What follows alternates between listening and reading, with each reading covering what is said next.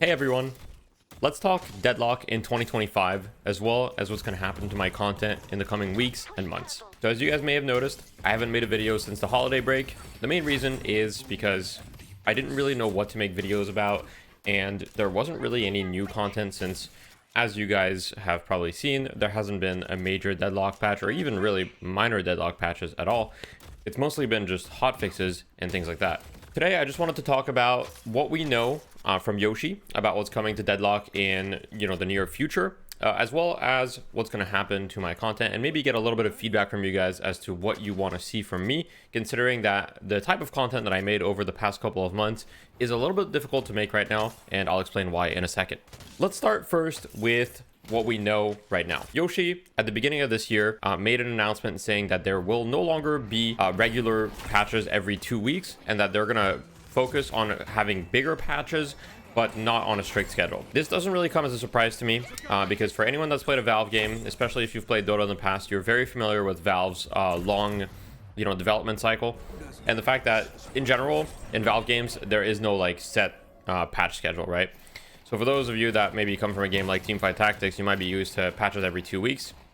But if you come from Dota, well, the patches kind of just come randomly. And the only reason that you know that a patch is coming is because T-Governor's got his, he's got his stream open and he's counting grains of rice for 12 hours or something stupid like that. Overall, what I think about this new development cycle is that if done properly, it will be a good thing for the game. However, there's historical evidence that shows that maybe we won't get what we want, at least in the short term, and it's really hard to be either optimistic or pessimistic, so I'm trying to just be neutral here.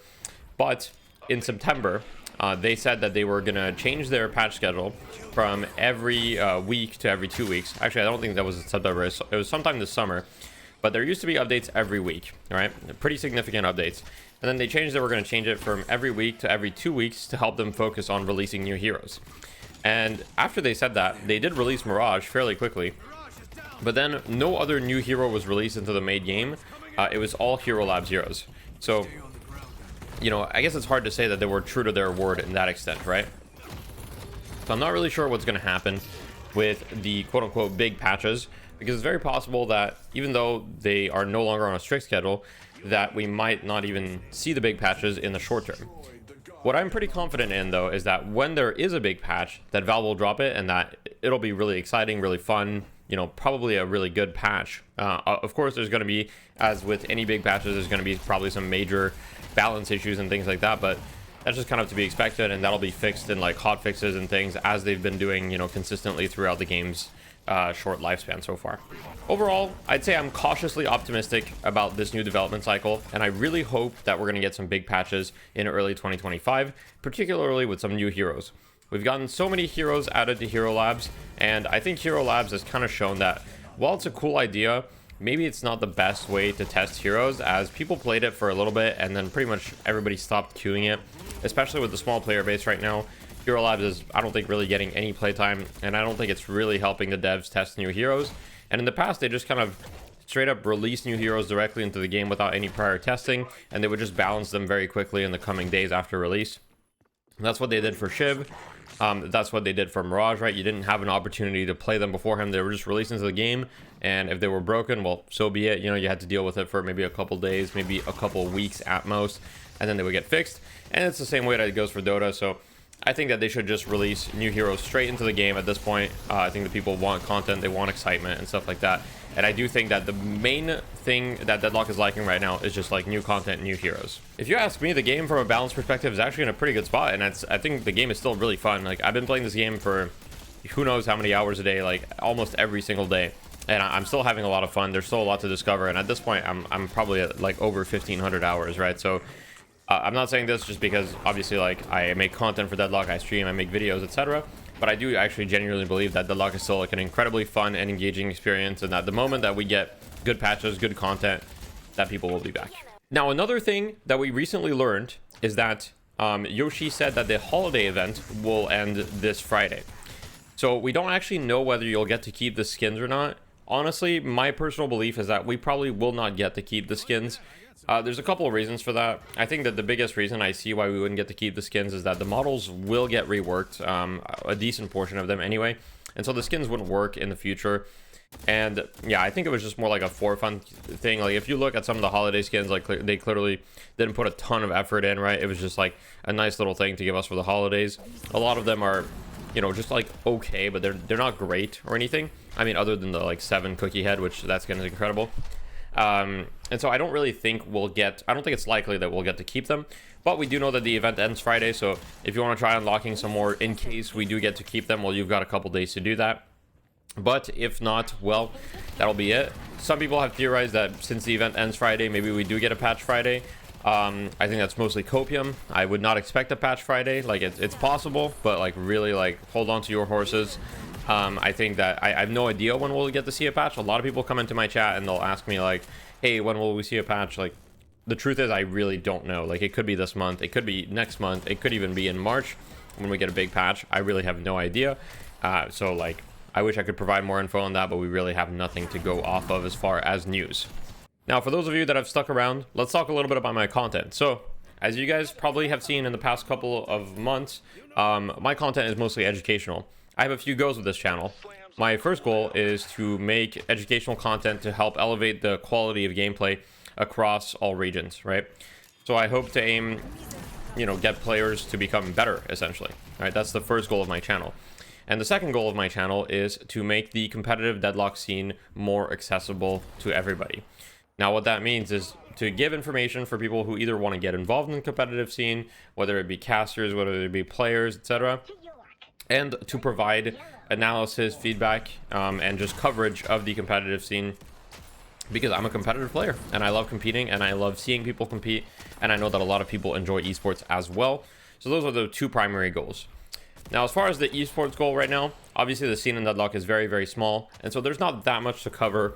And realistically, even if I made videos covering, you know, some of the tournaments matches or things like that, I don't think those videos would do very well. I mean, let me know if I'm wrong, but I'm not particularly keen to do that type of content at the moment, considering the, you know, the size of the tournaments being fairly small, as well as the player base being fairly small. I don't think it's the greatest idea.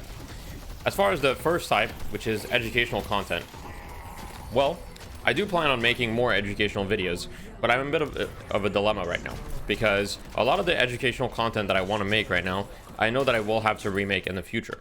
And the main reason for that is because if I make a piece of educational content, let's say how to lane better or how to itemize better, etc., well, when the game gets another surge of popularity, whenever, you know, inevitably it gets like an official release or something like that, I'm going to have to remake that piece of content. And that official release, I mean, it could be in 6 months, it could be in a year. And so there's going to be a little bit of duplicate content because I'm going to need to have updated content. And the algorithm, I think, tends to prefer newer videos that are trending for that type of stuff rather than old things that may have inaccurate information. For that reason, I'm going to keep making educational content, but just be fully aware that, you know, there's going to be duplicate content, right? There's going to be topics that I'm going to revisit. And that doesn't necessarily mean that I was wrong at the time. It's just more so that things change through times, metas evolve, etc. So if I make a laning guide, for example, which I have made in the past, well, that laning guide is probably no longer fully accurate because of patches and things that have changed. And yeah, that's the case for the laning guide. I would say it's no longer fully accurate and it definitely needs to be revisited. As far as the meta reports, which are things that I made in the past, I'm going to continue making them. However, it's going to be a little bit different because there's no update cycle anymore that's guaranteed. So before, I would just make a meta report a few days after every patch, right? Now there's no longer like guaranteed patches every 2 weeks. And so I think I'll probably just make meta reports on a set schedule. So it'll probably be something like, I don't know, like every Wednesday, for example, every Wednesday, like every 2 weeks or something, or every week.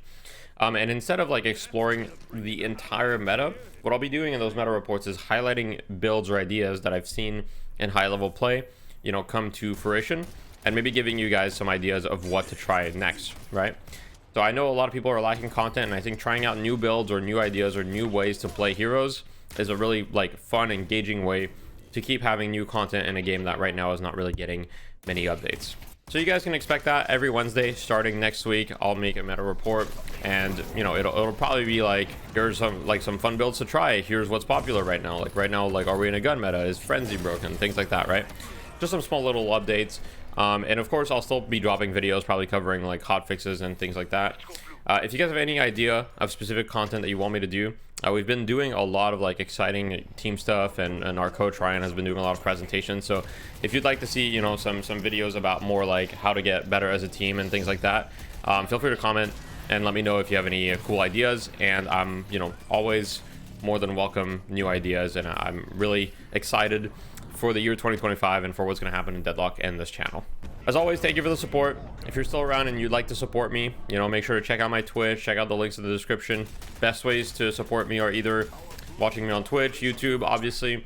If you want to donate, if you want to subscribe, if you want coaching, I also offer that. So these are all ways to support me and support the channel, support what I'm doing. So, you know, feel free to check those out. And if any of those interest you, well, your support is always appreciated. All right, thank you for watching. I hope you guys have a great day.